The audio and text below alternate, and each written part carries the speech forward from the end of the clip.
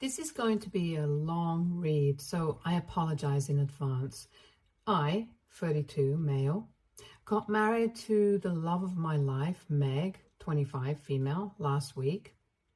The wedding ceremony was beautiful, though it involved some drama that could have been avoided, to be honest. And because of what happened, my brother might be going through a divorce. Hell has descended on me, and the family is hounding me day and night, asking me to make things right. But I genuinely do not feel that I'm in the wrong, which is why I have come to you for opinions and insights. I do not share a good relationship with my brother Colin, 34, male. We used to be quite close as kids, at least as close as you would expect two brothers to be. It wasn't perfect.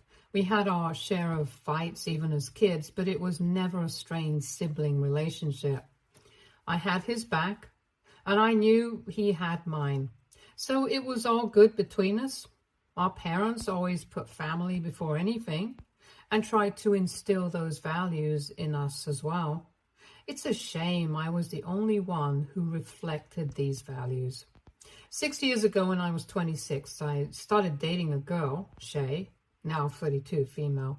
I was madly in love with her, and everyone around me knew that. And she was part of the same friend group I was hanging out with at the time, and I was besotted with her the minute I saw her. To me, she was the complete package. She was gorgeous, tall, eloquent, and just stunning and smart overall. I was so taken by her that I completely overlooked all her toxicity. And boy, was she very toxic. The moment I started dating her was the moment drama completely engulfed and overtook my life. She was a great girl, but she was not the right girl for me. We were not compatible at all. I was very non-confrontational, and she was the exact opposite. She loved drama, lived for it, in fact. There was a new fight every other week for something very random and trivial in my eyes. But I was crazy about her, and that's why I kept ignoring all the red flags. 6 months into dating, I found out she was cheating on me with someone from her workplace. I found out by accident and was devastated. I confronted her and she kept denying it until she finally broke down and admitted everything. I was heartbroken, but she apologized profusely. She said she had made a mistake and would do anything to gain my trust again. Stupidly, I believed her. I gave her another chance, even though I knew I shouldn't. I have always believed that cheaters never change, and I have never been proven wrong. All through my life, I have known cheaters in various capacities, and none of them could change their ways. I knew all that and still gave her a chance because I believed, or rather wished, that this time it would be different and she wouldn't be like the others. I was wrong, and for the first few weeks, everything was fine. I started trusting her again and felt that maybe we could get past the incident and build a new life together. 3 or 4 months after I caught her cheating, I started getting this nagging feeling that something was wrong. She was acting shady and suspicious. I didn't have any proof and I didn't want to believe she was cheating again, so I rationalized her behavior in my mind. But it kept festering until I finally asked her if something was going on or if she had something to tell me. She became very defensive and said I was suspecting her for no reason and that if I had decided never to trust her again, I should have told her so she wouldn't be wasting her time trying to earn my trust back. She basically gaslighted me into believing I was being paranoid and that nothing was wrong. I believed her. I know, I'm a moron. But I still couldn't shake the feeling something was off. A few weeks passed, and she was still acting weird. I didn't have any proof, but all the overthinking was driving me crazy, so I started checking her phone without her knowledge. I should have known that was the point where the relationship had ended. I didn't trust her. at all. And even if I hadn't found anything in her phone, the fact that I thought her capable of doing something like that should have been enough to make me walk out. But I'm glad I snooped around because I found something that changed my life completely, and it's never been the same since then. It took me a while to figure out what was happening, but when I did, it felt like someone had slapped me across the face. Basically, she was cheating on me and had been for a while, but not just with anyone. She was cheating on me with Colin. I have never felt the hurt I felt when I saw those texts. The two people who were supposed to be the closest to me were the ones doing me dirty in the worst possible way.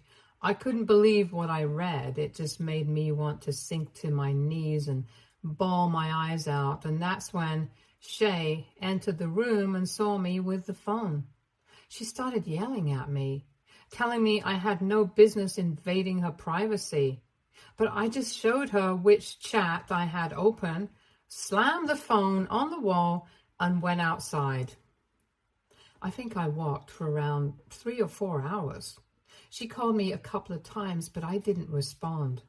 When she realized I wasn't going to talk to her, she made Colin call me. He called me once and then left a couple of texts saying things like, "I want to explain," and "It's not what you think." But I wasn't having any of it. What I had seen was enough proof, and I wasn't going to deny my own eyes. I went back home and texted Shay to collect her stuff from my place the next day.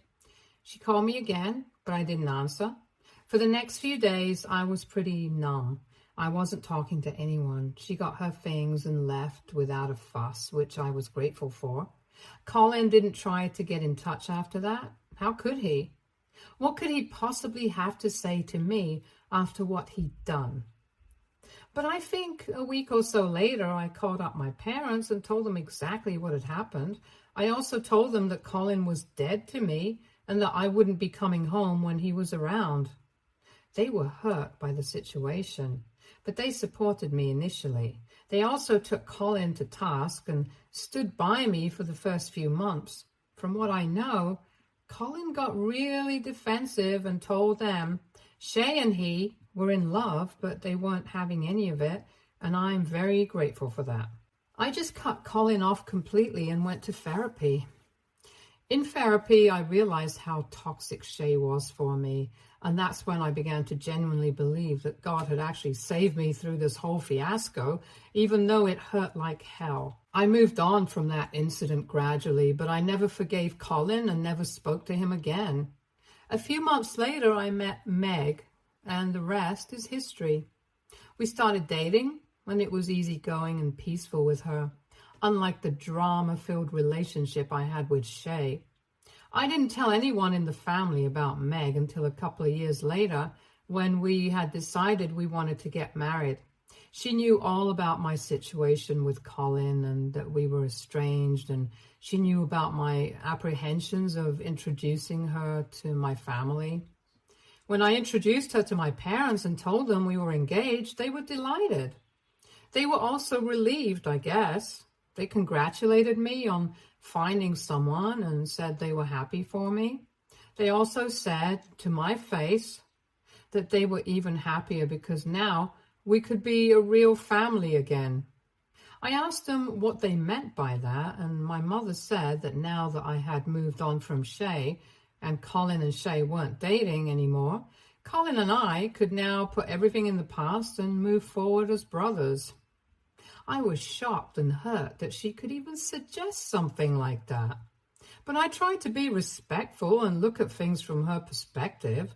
I told her that while I knew she thought the issue was automatically and miraculously resolved because I had moved on and Colin and Shay weren't dating anymore, the fact of the matter was that my brother went behind my back and slept with my girlfriend. I told Mom that there would never come a time that I would forgive him or that I would move past this. It wasn't about Shay, it was about how Colin could betray me like that. Mom got angry when I said this and told me I had to realize that no matter what happens, Colin and I are family, and as brothers, we have to stick together no matter what. I told her this little family lesson should have been given to Colin too, that we stand by each other and remain loyal to each other no matter what. I told her he was the one who wronged me and I was the victim, so I got to decide whether or not I wanted to forgive him. It was getting pretty heated between Mom and me, and Dad came to my rescue. He told Mom to drop it and not force me to do something I wasn't comfortable with. Mom agreed, but I could tell she was salty about it. Dinner was awkward and Mom tried to rope in Meg and get her to make me see sense. Meg just said she believed I was capable of making decisions for myself and that I would forgive Colin in my own time if that ever came. Mom was practically seething at this point. I don't know why or how she thought I would just forget something like this and move on, but she had this fantasy image of how our family was and would be forever. And she did not want to accept that the farce was broken and there was no way now that the family would go back to the way it was all those years ago. Dad told Mom that there would be no further discussion on the topic, and she agreed. Things were tense between us for a while, but they got better gradually. She didn't bring up Colin again and tried to be very mindful of boundaries, so I had no reason to complain. Little did I know my parents were planning a little intervention and were all geared up to ruin my wedding. Mom was involved in the wedding planning, as was Meg's mom.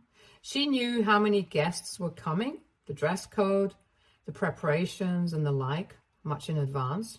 My dad wasn't very involved in the process. Mom did nothing suspicious during the entire planning period. Colin was not mentioned even once.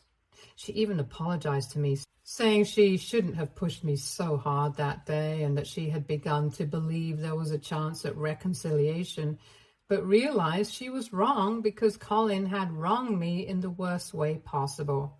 So there was no reason for me to suspect her or doubt her intentions, but I was wrong. On the day of the wedding, my best man, Rick, 32, male, a friend of mine from school, came running to me saying there was a problem I needed to deal with right away. I asked him what was up, and he said that Mom and Dad had arrived at the venue with Colin and his wife. I was livid. I told Rick to make them leave, and he said he tried to do everything without creating a scene, but they refused to budge. He told them Colin wasn't invited and that I would be furious upon seeing him, but my mom said they're family and Colin is my real brother, unlike Rick, and I would always choose Colin over Rick. Yeah, right, Mom, totally. I couldn't believe they had planned all of this behind my back, and I needed an explanation from them immediately. I called my dad and asked what the hell was happening. He said they didn't want the family to believe there was a rift between the two brothers, which is why they thought it was best to bring Colin and his wife along. He asked me to just put up a farce for a couple of hours. Then they would leave and pretend nothing happened. He said he knew I probably didn't anticipate this, but this was in the best interest of everyone and it wouldn't hurt me to play along for the sake of the family.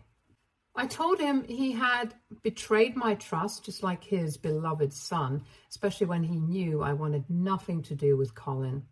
He told me to stop being dramatic and suck it up for one day.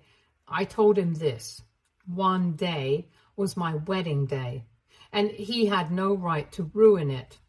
He told me no one was ruining anything and that my flair for theatrics needed to be toned down a little bit. I should have asked him why this family pretense was so important to be done during my wedding when no one bothered to do the same for Colin's wedding. I didn't even know he was married.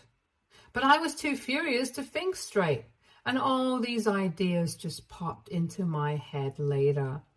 At the time, I was just feeling blind rage.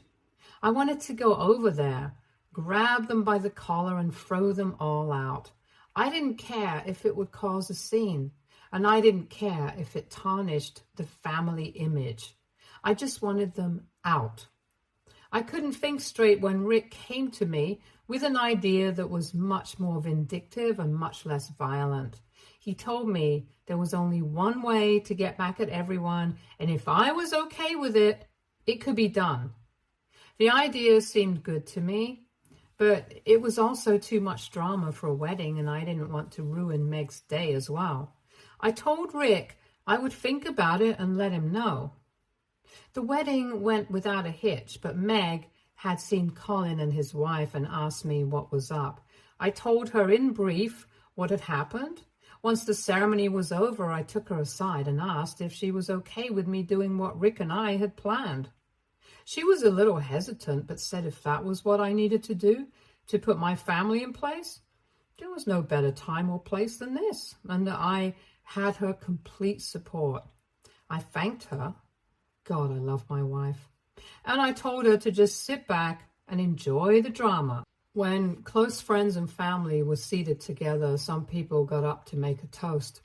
Rick started the whole thing because our plan was for me to make a toast to Colin and tell everyone how it was because of him that I met my wife, because he slept with my ex-girlfriend, leading to a breakup. It would be brutal for Colin and for my parents because I would be detailing everything in my toast. But they deserved it.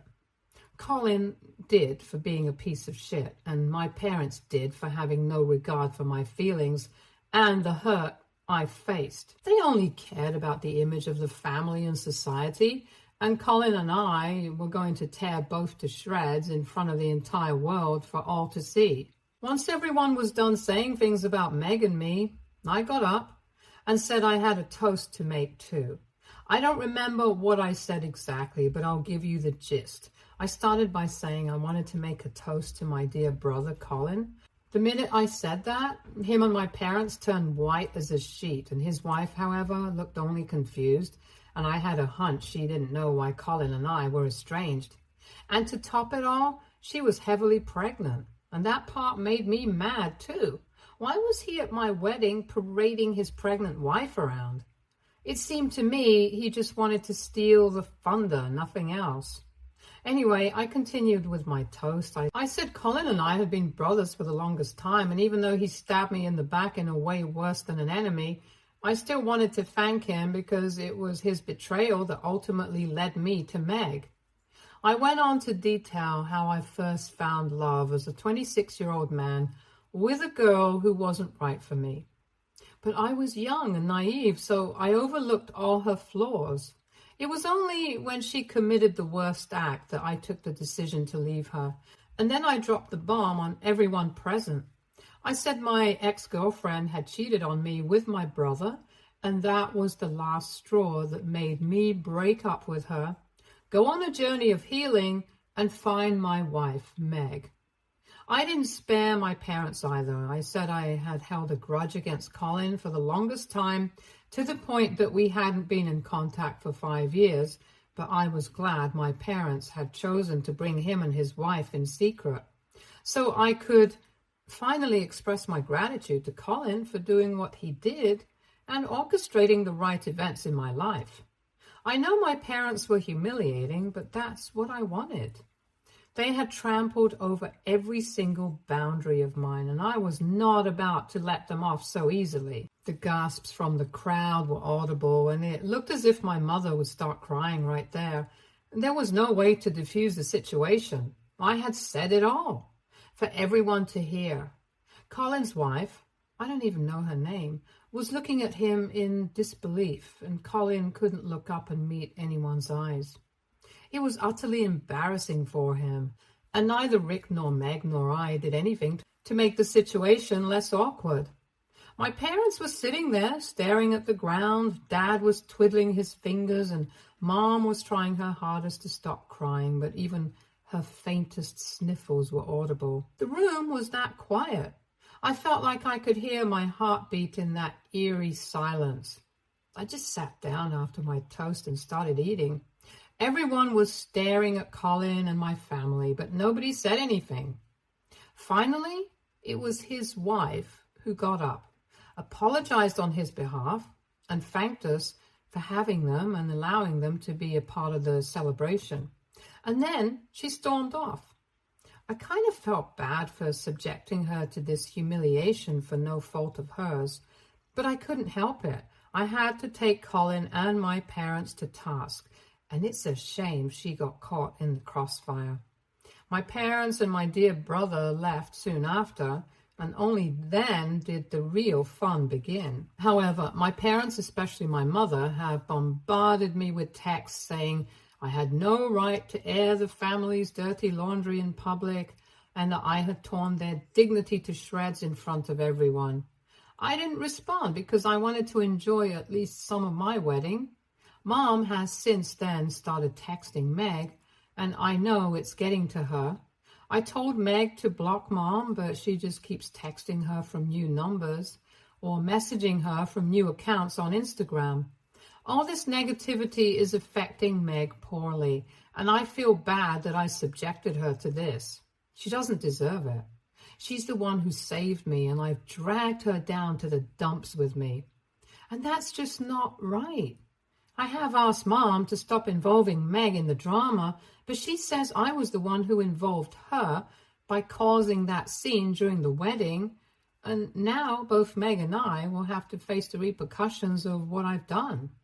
I know it's no use arguing with my mother because she's stubborn and nothing I say will make her see sense. Plus, I can't expect her to because what I did was vindictive. I just feel bad that because of my little revenge trip, my wife is suffering, and that's the last thing I want for her. I don't know how to get my mother off our backs, and I feel like I've caused more trouble than it's worth. Update 1. I got a call from my sister-in-law, Amy. I didn't have her number saved, so I picked up.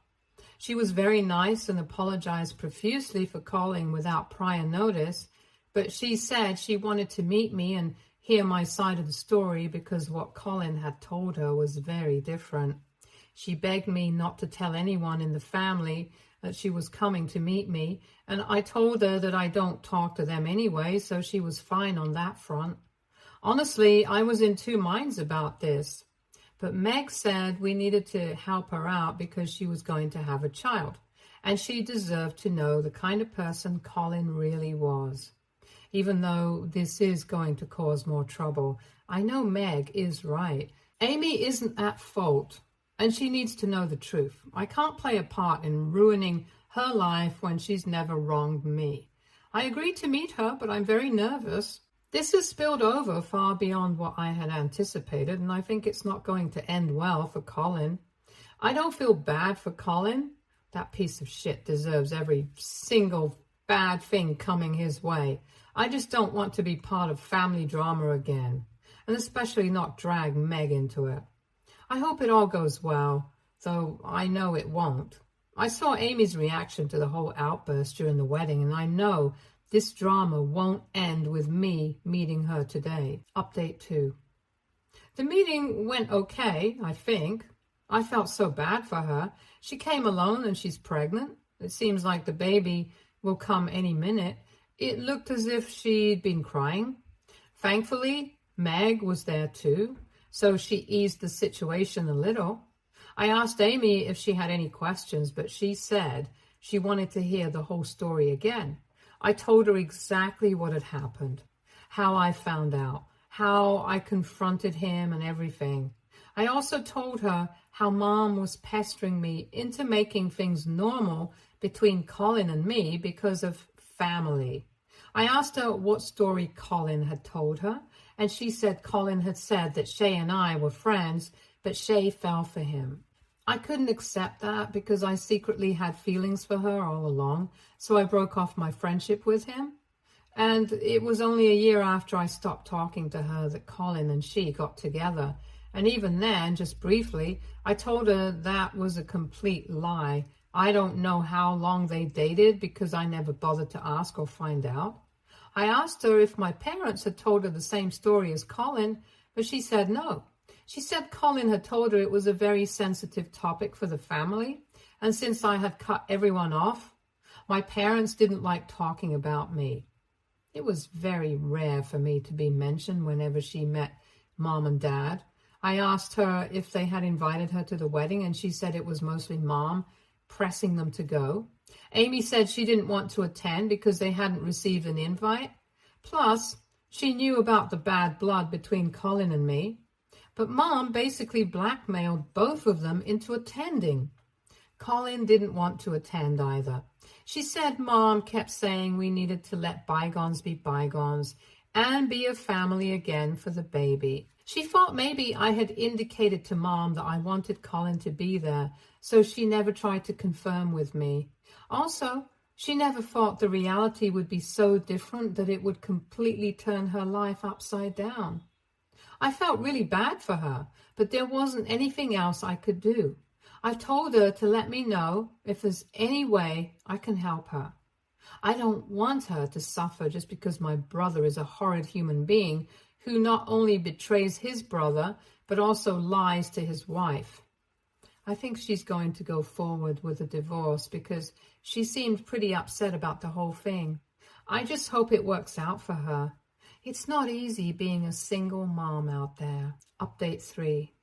Amy has filed for divorce, and my dad called me up and informed me, and unlike Colin and my mother, he isn't blaming me for everything that transpired. He just said Colin was going through a rough time right now, and he might try to call me and get in touch, but he's asked me to stay away. I told him I had been staying away until they decided to bring him along to my wedding. He didn't say anything to that. Apparently my mom and Colin are trying to get in touch with me, but they've been blocked everywhere, so I'm safe from their onslaught. I don't know the actual details of the divorce, but I do know Colin isn't taking it well because he really loves Amy. I think karma has finally come back to bite him in the ass, and I can't help but feel a little smug about it all. I feel bad for Amy, and Meg and I think we're going to offer her help when the baby comes, but I don't feel an ounce of guilt or remorse for Colin. He deserves it. He broke me once on purpose, and now he's broken himself. That's just how it is when you betray someone's trust and wrong them. Stay tuned for more stories from Our Girl Relationships.